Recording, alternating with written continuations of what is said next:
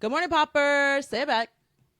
Welcome to Freshly Popped, a daily show examining pop culture headlines so you don't have to. Hayden Panettiere's fans are calling for a boycott of Neutrogena after her death resurfaced claims that they tried to fire her for talking about her postpartum depression. So Hayden Panettiere worked with Neutrogena as a brand ambassador and face of their campaign for a decade from 2006 to 2016. Following the birth of her daughter in 2015, Hayden appeared on Live with Kelly and Michael, where she unexpectedly spoke about her experience with postpartum depression and emphasized that women need support. Hayden said she received a call shortly after that appearance informing her that Neutrogena wanted to fire her over those comments. Her legal rep let them know that firing her for speaking about a medical condition was illegal, which prevented the immediate termination. Neutrogena allowed the current contract to run through the end of the rest of that year, but opted not to renew her agreement, ending their decade-long relationship. Hayden detailed this experience in her memoir, This Is Me, A Reckoning, and discussed it during a podcast interview back in May of this year, noting her disappointment that talking about mental health led to the end of her deal.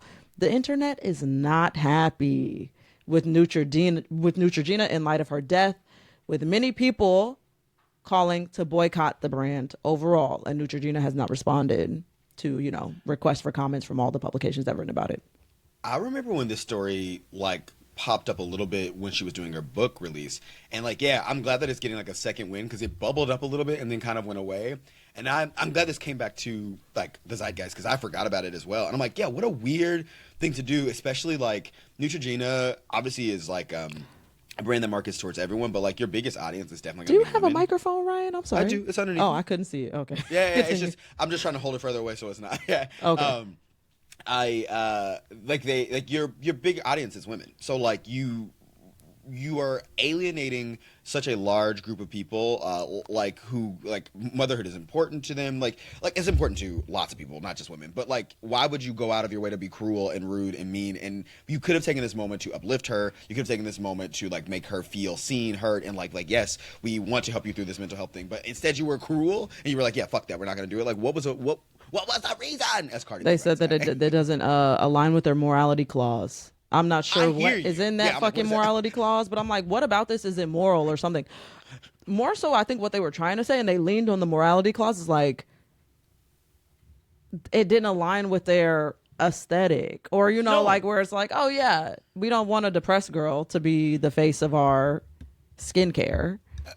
100%. It's the reason that people keep their postpartum or historically have kept their postpartum private and separate, because motherhood is supposed to be this happy thing, it's the best time of your life, bundle it's all the things that they market to you, and no one wants to talk about, or they have tried to stop people from talking about some of the real struggles that come with being a parent. And it's weird to me, at least. I don't know, as someone who does not have babies, cannot have babies, it just doesn't feel the moral. It feels dumb to me personally. I agree. And also, yeah, it feels dumb. I don't. It's just so weird. Hayden even said in the interviews that she was talking about it, she was of all things that I've said, right, I'm shocked. She was I thought this was the last one that would cause them to end a partnership with me.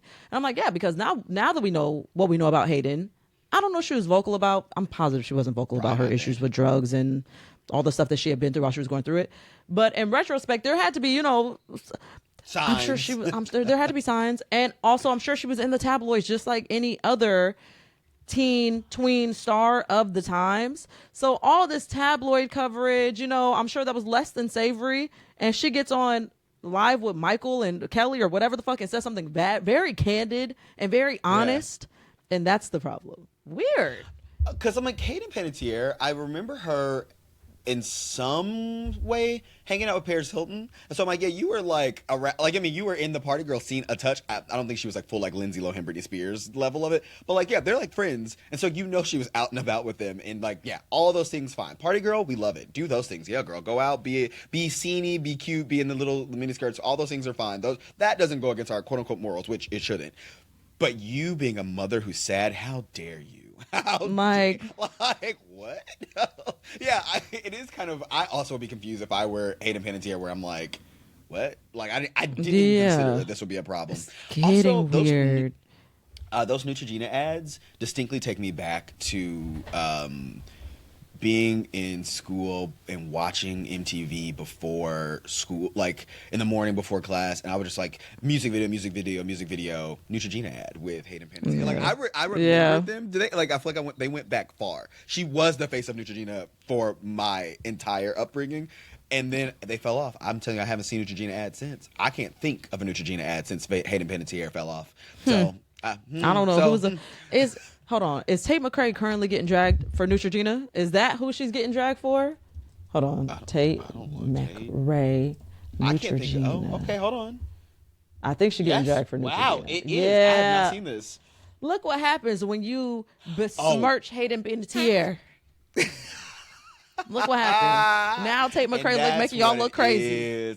This is karma. Is this the... Hold on. This video is... It's funny. Insane. It is. So yes, this is... I forgot that this was... it was Neutrogena. So Tate McRae is showing you her post-show routine, sponsored by Neutrogena.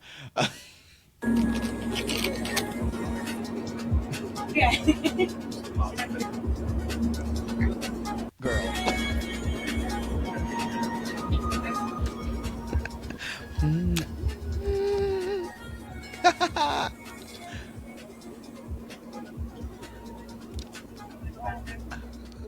Yeah, this is insane. This is insane. So crazy. So for you just listening, we saw Tate McRae trying several Neutrogena products, where she's like, oh, here's a makeup remover. She like lightly taps the like right side of her face. She taps her earlobe. She's like, okay, touch it on my earlobe. And then she's like, oh, here's some, let me, and then she uses the moisturizer and she's like, ooh, oh, okay. Like she like lightly touches her eyelash and then she goes, okay. And then she's like, oh, okay, well, now here's the, whatever the last thing is, the eye mask. It's insane. I'm sure the moment she does this and they cut the camera, she rips that shit off. She does not use these products. And you know who would? Hayden Panettiere. Hello? Hayden would have never done that. Full scene. But you want to Tate her? You want to Tate? You want to Tate her. You want to Tate? You want to Tate McMags. Tate McMaga. So that Tate McMaga is crazy. That's what you wanted. Meanwhile, and Hayden honestly, was out here on the... She wasn't on the front lines. Let me stop dragging it. But she was the first one to be on some Black Lives Matter shit. Okay? Was she? Yeah. Yeah. She was like, she was with it. I've seen people say that Tate McRae, that black people don't play about. Sorry. I've seen people say that black people don't play about Hayden Panettiere. I was shocked by that. I did not know. Is it because of Bring It On? Like, oh, okay, great. Because of Bring It On, primarily. I was also saying a lot of black people watch Heroes. No, and Remember the Titans. I watched Heroes. That was where I came to know her, and I forgot she's in Remember the Titans, and anything with Denzel, niggas love. So, but yeah, she's one of the ones that people protect. So yeah, it was weird that Neutrogena was so fucked up about this, and this isn't against your morals, but this girl Tate McRae clearly lying about using these products. Fine. Hello, right? They said yeah, Tate. Haven't used Neutrogena in a decade. Yeah, Neutrogena is just like an entry level skincare brand. You know what I mean? Like, and so it makes sense that they need young people to be the face of their brand because it is very, the first thing when you start to pay attention to skincare, you'll get into Neutrogena. You'll see what they can do for you for a second. But yeah, Tate didn't even touch her face with that damn Neutrogena. So now look at the consequences of your actions, Neutrogena. You should have kept fucking with Hayden.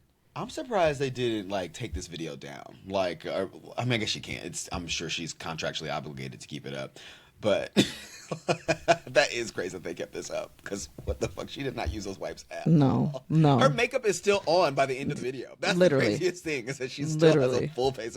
You know what? Not that that's the defense, because the point is to use a product. I'm assuming she didn't want to be barefaced on camera. That's the only thing I can make sense of it. Right? You don't want to be barefaced? I can't imagine that's it. I'm sure I'm positive that I could scroll her TikTok and find videos of Tate McRae barefaced somewhere. Is this barefaced? That's because I was thinking the same thing. Maybe she hasn't been, and I'm gonna pull this up. Is this barefaced? It's not. Never mind. I can already tell it's not. Go scroll. I don't think she is barefaced in any of these videos. But even still, you're the face of a skincare brand. They have other products that you don't, girl, what is happening? I'm now shocked that she's not Here's one. Maybe. No, she has like a. Do people not go barefaced on camera? Now that I'm looking, this feels shocking that this is. I'm scrolling this far back. I will if I'm doing a makeup tutorial. I will start off barefaced entirely. Yeah. Interesting. Mm-hmm. Oh, here's one. Someone's doing her makeup, and there she is. Okay, I was like, yeah, I'm crazy. Well, from one controversy to the next, looks like another Katseye member may be going on hiatus as they were absent during an appearance in Los Angeles. So, Katseye, just a reminder, Katseye recently reported that they would have Sophia going on a hiatus, allegedly coming back in September. This followed Minogue abruptly announcing her hiatus earlier this year before Katseye made their Coachella appearance. Yesterday, the girls had an EP signing event for their latest release, Wild, and notably, Megan was missing. Only 3 members showed up to the signing. It was Laura, Yunshane, I think I'm saying that right, and Daniela. So I'm going to play the video clip of them coming down the escalator a la Donald Trump. It's not. It's the same, but they're coming down the escalator at the Grove to do their signing. And yes, you can see Laura, you can see Yunshane, and you can see Daniela in the back. And there is no Megan to be seen, and this is leading some fans to believe that she is soft launching her hiatus.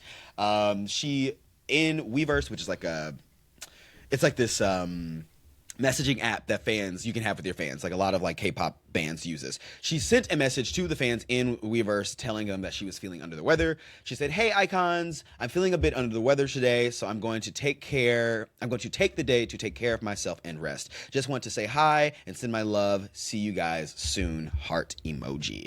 A lot of fans are still like, "Oh no, this is the beginning of the end." I don't know what the hell is going over at Katseye, but it seems like the girls are falling apart.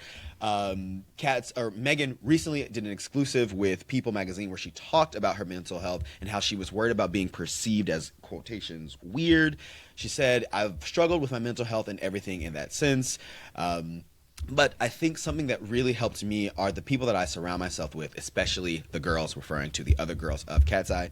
She also goes on in the interview to talk about how she's happy to be in therapy, to be able to talk about what she's going through, her feelings, and being able to be more outgoing. And the girls help her bring that to everyone. She's like, "Although I am outgoing, sometimes it's like I want to be like left alone." Yada yada yada.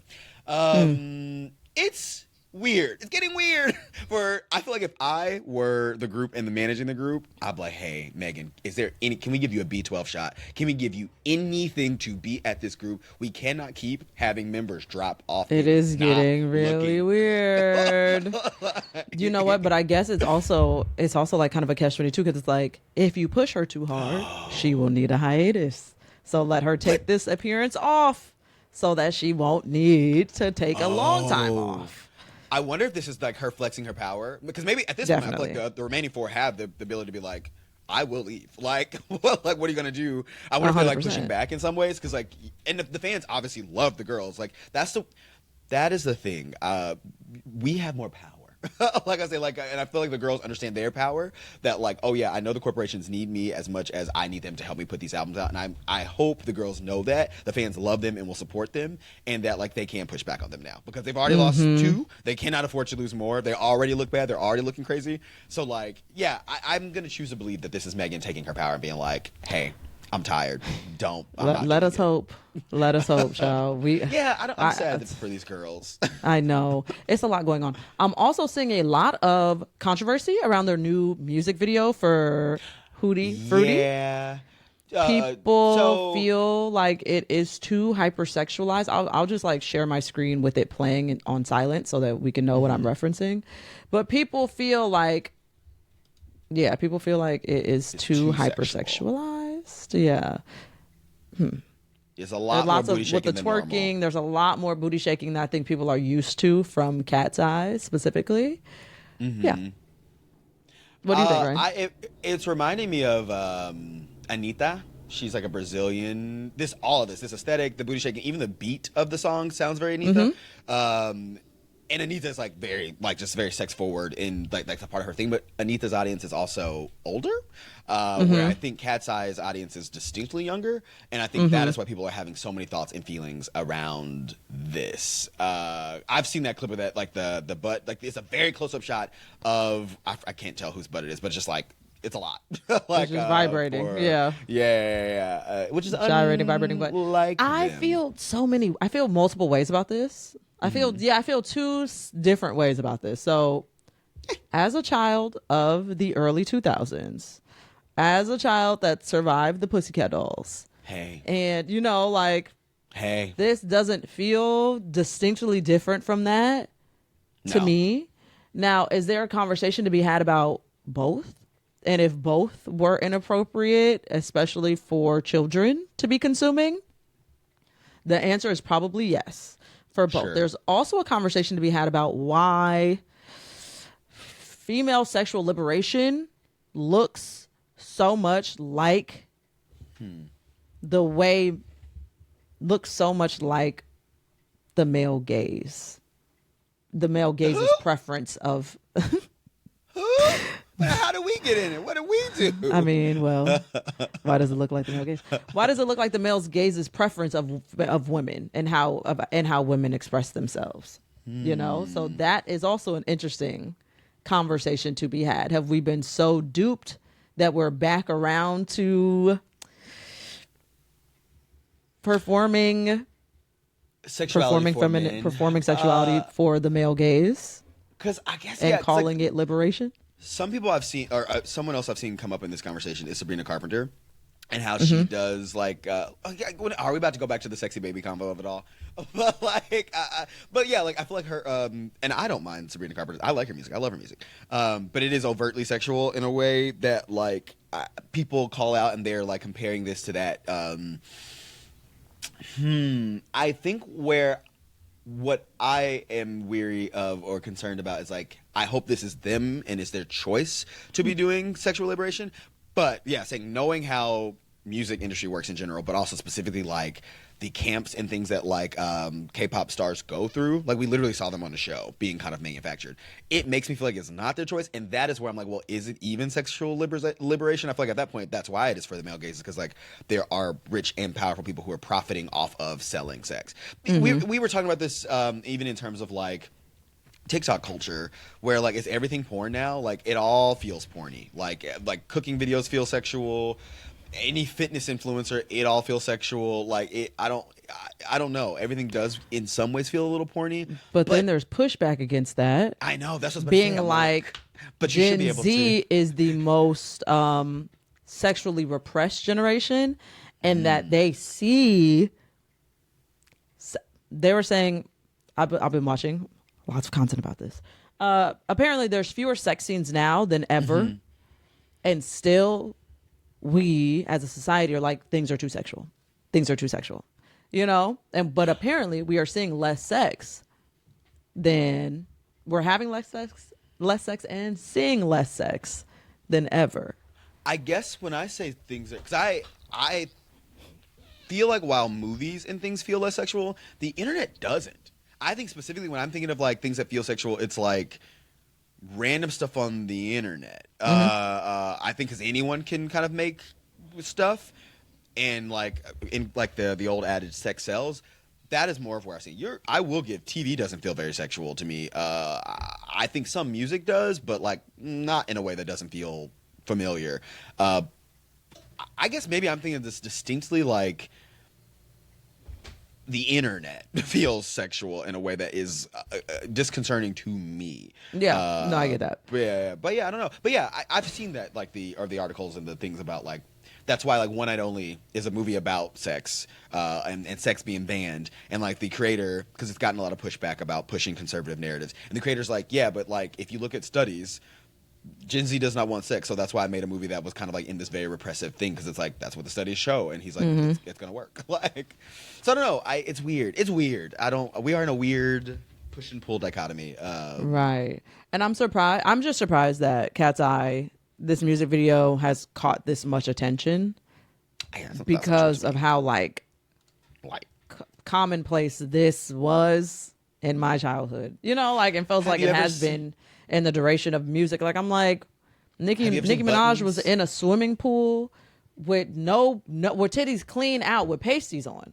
You know what I mean? Oh my She just had God. like was in a kiddie swimming pool with In like bright colors. balls in Like, it. it Yeah, literally bright and felt like like- kids. You know, like It kid felt shit. like porn Cocomelon is what it was. It was Quite. weird. It was literally porn Cocomelon, and so I'm just And like, that is aggressively sexual in a way. I was like, even like you were calling out Pussycat Dolls, almost any of their videos was this. I'm a Slave for You, Britney Spears, is this. Like, this feels, to me, the video just looks very early 2000s. Yeah. And I'm like, yeah, it gives, like, sweaty room where people are moving and dancing. Like, I feel like this feels pretty par for the course, but maybe it is the purity culture in, like, Gen Z being like, I don't want to see this. So I think that there's interesting conversation to be had because, again, like, is it Gen Z purity culture and now like this is like catching headlines that otherwise, or should it have been catching headlines the whole time and we should have been reckoning with why does this look like this? And and like the reason why you're not allowed to say anything is because let women do what they want. Let women do what they want. Like girls can shake ass and like that's okay. Like let women do what they want. Don't judge them. Can't police it. And it's like but why does it look like that? Genuinely from a curious place. Not from like a judgmental place, but like curiosity stakes. Why does female sexual liberation look like the male gaze? I wonder if it's because for so long, at least like visual mediums, like movie, TV, film, was male dominated, and so like the examples are from the male gaze, and then so when people recreate it or do their own thing, like you kind of like it's like, oh, I'm gonna experiment in my own way. And then you just do a derivative of what has worked in the past. That's my like me just like thinking on this. And also, and I'm like, what is similarly, we can't be mad about Sexy Baby when they're not doing Sexy Baby at all. You know what I mean? Like, what do we want? Yeah, what do we want? Because like this is so not Sexy Baby, and then there is Sexy Baby, and it's like nothing is right when women make like thoughtful, like conscious music that doesn't perform as well. It's. It's like, so what do we do? What do we do? It's like, because this is what works. Like, this is what's making the headline right now. Like, you know what I mean? Yeah. So that's why it looks like this, because this is what works. I don't know. This is an interesting conversation. I don't know. I'd have to come back and think on it. I don't know why. Because I think you should have the right to, if you want to shake ass, like I guess.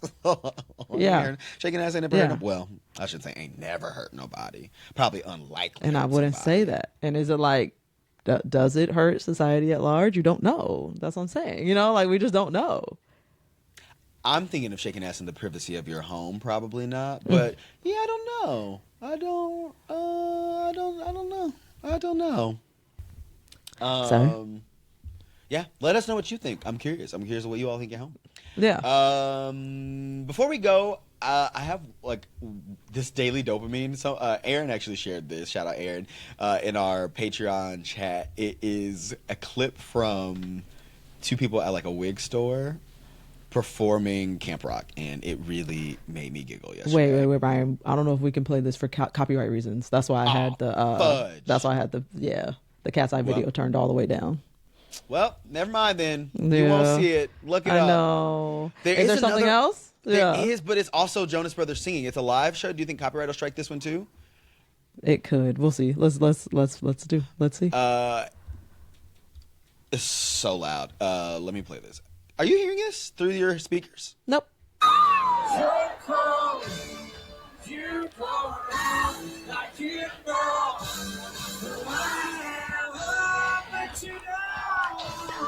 Come on.